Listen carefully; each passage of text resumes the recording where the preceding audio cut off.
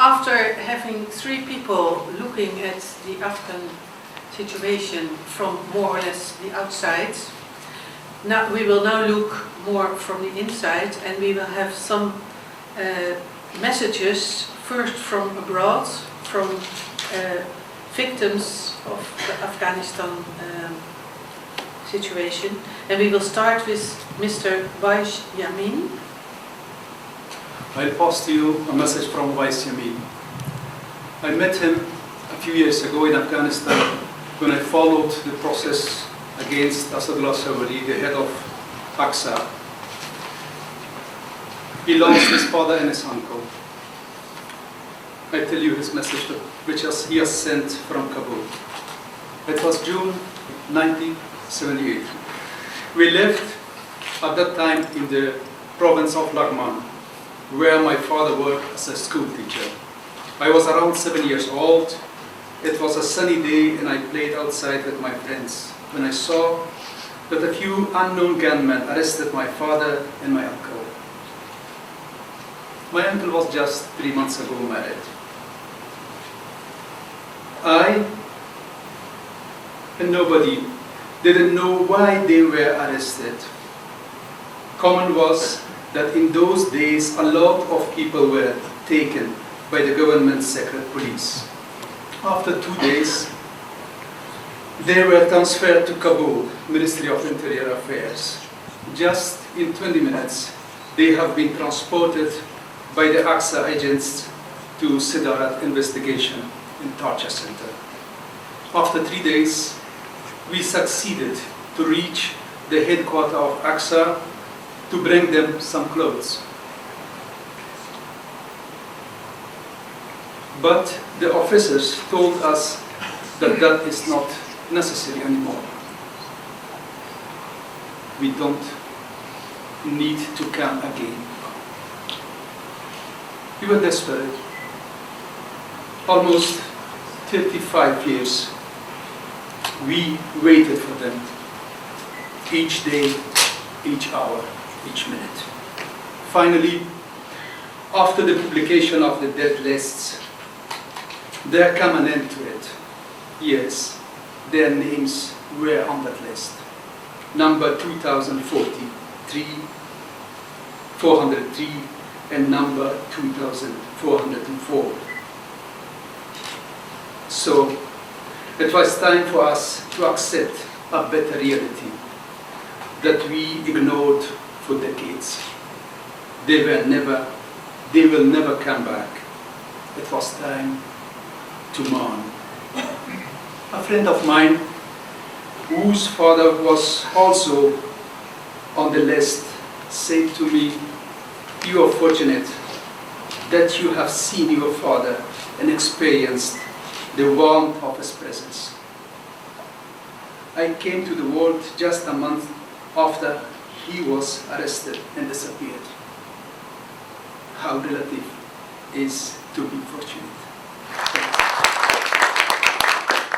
Thank you. Then Mr. Shamsoria will read a message from the Association of Justice Seekers inside Afghanistan.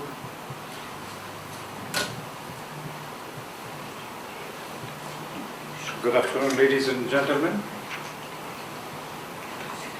I have the honor to read you the message received from the Social Association of Afghan Justice Seekers. Dear friends, first of all, let me thank the Federation of Afghan Refugee Organization and AIR. All Afghan compatriots and democratic and progressive individuals and organizations who gathered here to raise their voice against injustice. In the beginning, I would like to say a few words about Social Association of Afghan Justice Seekers. Social Association of Afghan Justice Seekers was established in 2007 by a group of victims' families. Our aim is to raise the voice of victims and to bring justice in Afghanistan. Our association looks as a main task to document war crimes and bring to justice the perpetrators of such crimes who are having full immunity under the present government in Afghanistan. Since 2007, we have arranged several programs for justice seeking, which fortunately linked us to a big number of victims' families across the world, the country. Last year, the release of death list containing the names of 5,000 victims who were murdered by Russian servants between 1978 and 1979 once again reopened the wounds of our people and the victims' families. The release of this list remembered barbarity and brutality of the People's Democratic Party of Afghanistan. This is not the only crime committed by Khalqis and Pachamis. To be clear, that's the PDPA. They have hanged thousands of freedom lovers and intellectuals in Policharki, polygons, and other provinces. Massacres of 1,200 people in Karara district of Kunar province, representing the 24th of Hud uprising of Herat people, Chandawal uprising in Kabul, and other resurrections organized by people against Russians and their lackeys, which have been repressed by them is another part of their crimes. Dear friends and compatriots, we all know that the crime records in Afghanistan is not ending under the sovereignty of Khalqis and Pachamis.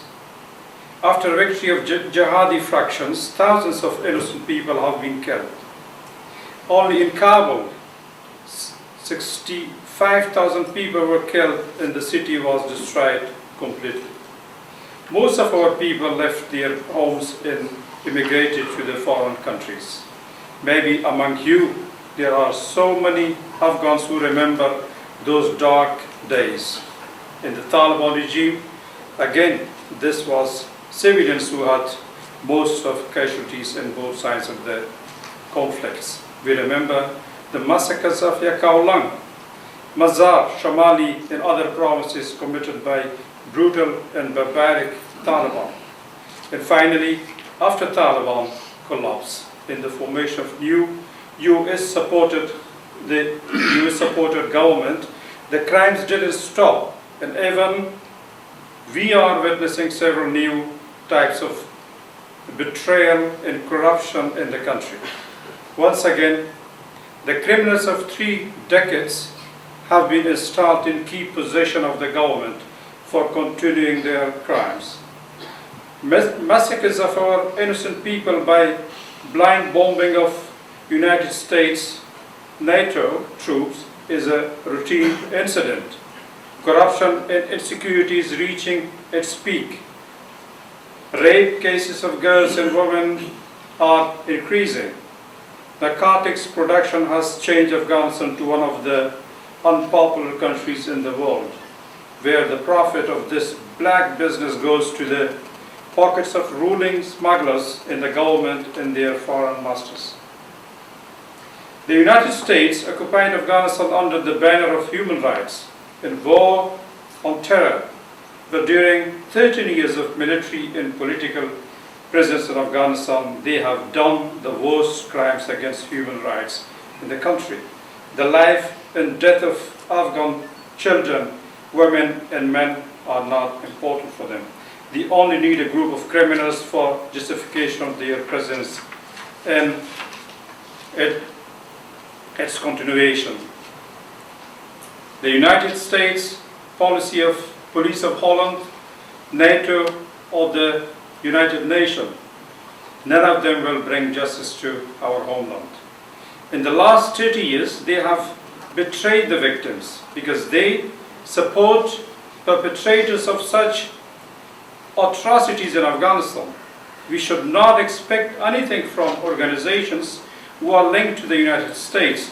The United States knows if the door to justice opens in Afghanistan, first of all, they should be brought to justice, face the consequences of their crimes in Afghanistan. On the other hand, the United States needs such criminals to help them reach their goals. Hence, it's obvious that they would not let to trial or punish those criminals. The slogan of "We should forget the past" is a slogan which is serving the war criminals in the United States. More than the others, the United States luckies want such thing to escape from justice. Forgetting the past means repeating the same barbaric crimes in the future. If Afghanistan is not clearing its past, it will feed and encourage impunity and will never be able to reach democracy and social justice. The reason behind brutality of Taliban, Islamic Party of Qurbaniyan, Haqqani Network, and other bloody terrorist groups is the wrong policy of Karzai in the United States, calling them brothers and doing secret deals with them. Such policy will encourage those criminals to continue their crimes and victimize our people. Dear compatriots, the struggle against criminals is a progressive struggle which needs sacrifice, hardship, suffering, and patience because they never tolerate the vices of justice seekers. Our association is taking the risk to work and continue its efforts under the sovereignty of criminals in power. Defending the victims and prosecution of criminals is not possible with releasing statements. This is a war which needs action. We should go to the victims, organize them, mobilize them, help them rise and change them to a power which should be able to trial the criminals. This is the only way of justice seeking in a truly and meaningful struggle for justice. There are so many transitional justice organizations which are working with the financial support of the Western countries. Most of those organizations are led by criminals or connected to the criminals who have the mission to undermine the efforts of justice seekers with the pretension of helping them. Most of their activities are limited to meetings. They have practically done nothing and has never taken any steps towards bringing the war criminals into justice. Among them is, for example, the Human Rights Commission as a governmental organization serving criminals and mafias who are in the government. Its commissioners are designated by presidential palace to protect the criminals. They are not even ready to release the documents which they are having in their custody. The Social Association of Afghan Justice Seekers believes that bringing justice and prosecuting criminals is only possible with the support, cooperation, and power of Afghan people. No organization or foreign country can bring justice, peace, and democracy to our people, and they do not want to. We want from all democratic individuals and justice seekers inside and outside the country to join us in our struggle to bring justice to the victims' families. We should not forget that the victims of the 3 decades of war are having deep hatred against criminals. They would like to see them tried, brought into justice, and prosecuted.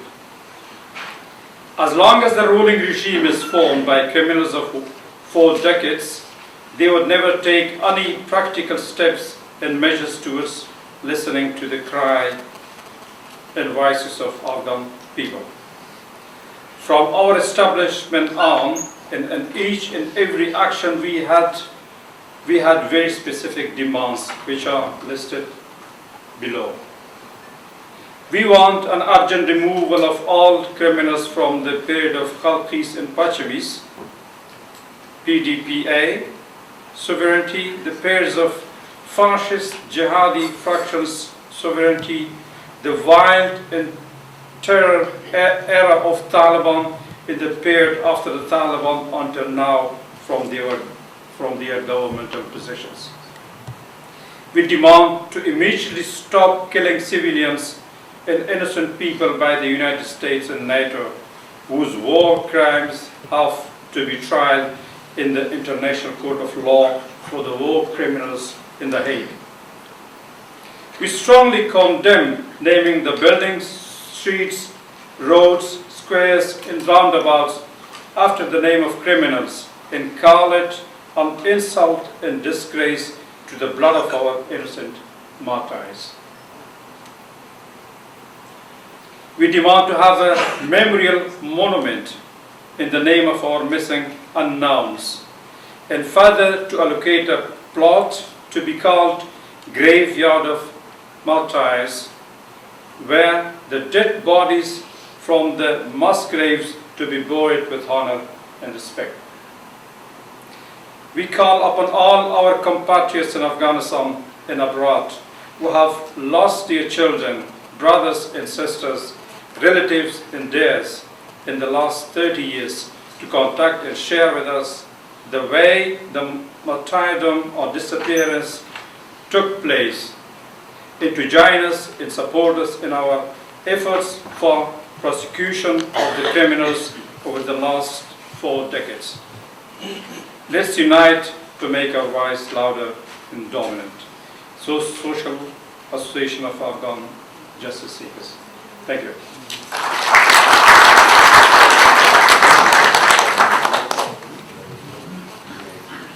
We also have a message from Assembly of Afghan Justice Seekers in Ottawa in Canada.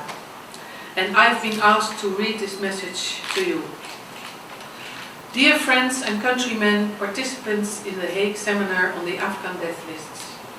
On behalf of the Afghan Assembly of Justice Seekers in Canada, I salute you and your noble cause in pursuit of justice to all victims of atrocities over the past 35 years in our benighted country, Afghanistan. The Afghan Assembly of Justice Seekers is composed of the friends and families of the victims of atrocities committed by the Khalqi-Pakami regime.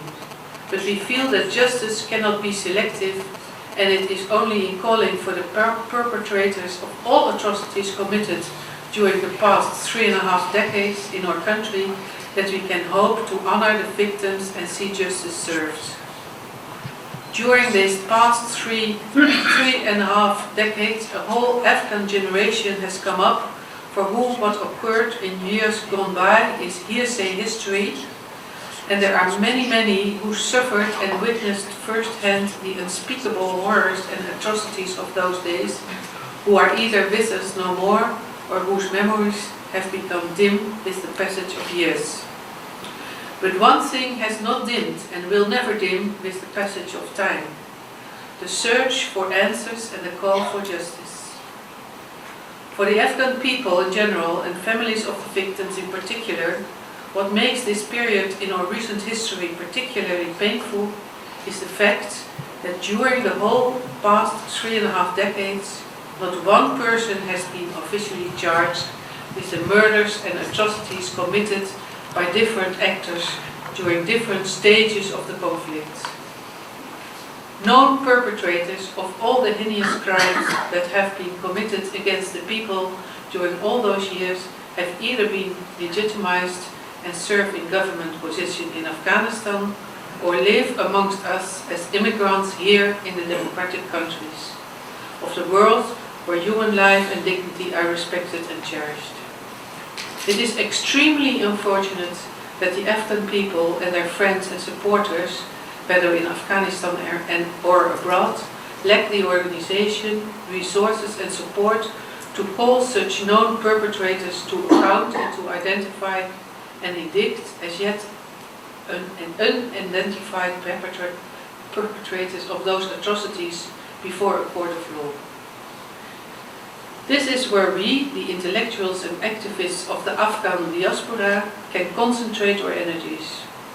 What is needed is concerted effort towards establishing an international truth-finding, research, investigation and coordination center to investigate and document crimes against humanity committed by different political entities during different phases of the violence in Afghanistan over the past 35 years, and to identify and indict the perpetrators of those crimes.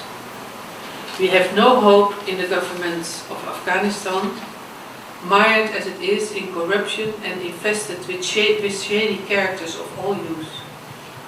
Very unfortunately, it does not seem with the present line of presidential hopefuls that the future government of Afghanistan will be any better.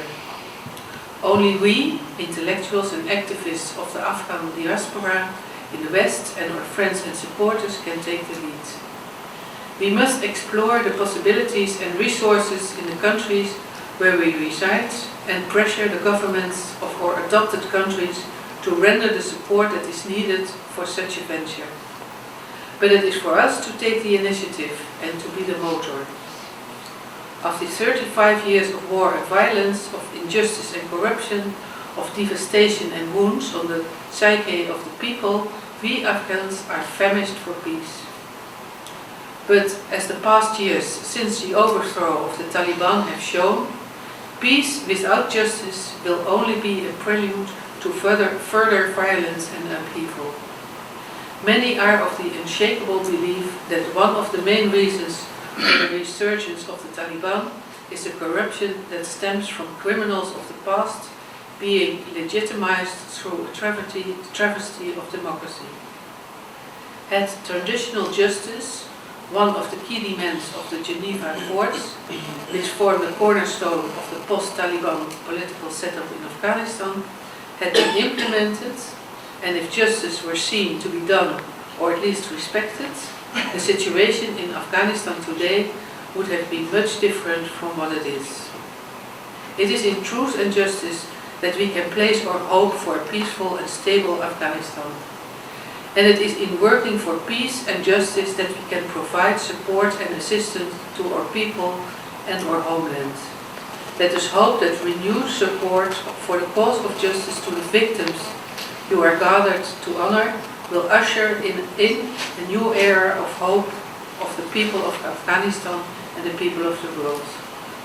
Once again, I salute you and your endeavors. Respectfully yours, Dr. Hamid Sabib, Coordinator, Assembly of Afghan Justice Seekers.